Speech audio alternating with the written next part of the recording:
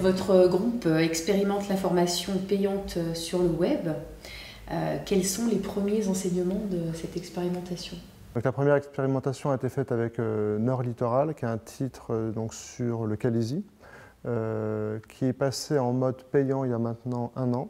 Donc sur un mode payant un peu plus rude que ce qu'on a fait sur la Voix du Nord, dans le sens où un internaute qui arrive sur ce site, dès le premier article du journal, est invité à payer s'il veut le consulter.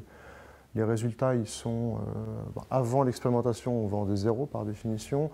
Maintenant, on est sur une centaine de ventes par jour, ce qui veut un petit peu moins d'un point d'OJD pour le titre Nord Littoral. Donc, est-ce que c'est décevant, pas décevant? Nous, on trouve ça encourageant. Pour la Voix du Nord, une deuxième expérience du groupe, on avait initié un système d'inscription sur un certain nombre de rubriques dans le site il y a un peu plus d'1 an.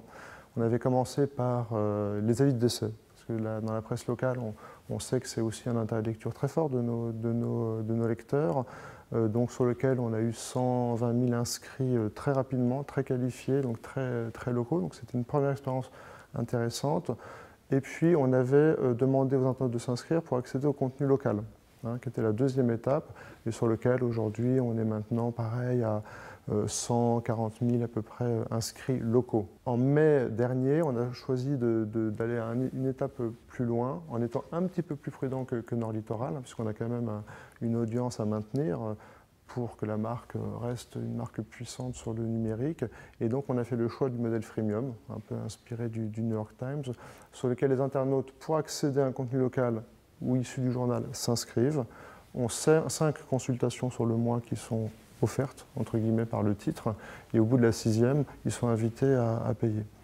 Et alors, les résultats, justement? Alors, les résultats sur la vente au numéro, on voit bien qu'il y a un frein quand même majeur qui reste sur la transformation, en tout cas sur le modèle payant au numéro. Donc on est sur une centaine de ventes numériques par jour, assez faible. En revanche, on a beaucoup accéléré sur la partie abonnement numérique. Et alors, du point de vue de l'organisation éditoriale, vous êtes en train d'évoluer aussi. Oui.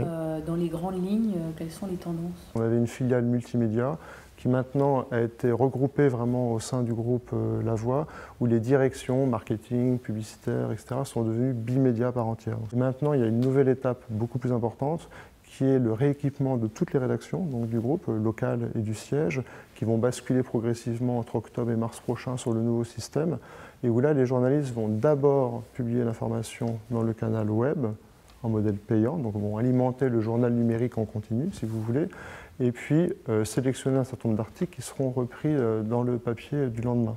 Mais on considère qu'une information, plus elle est publiée rapidement, plus elle a de la valeur.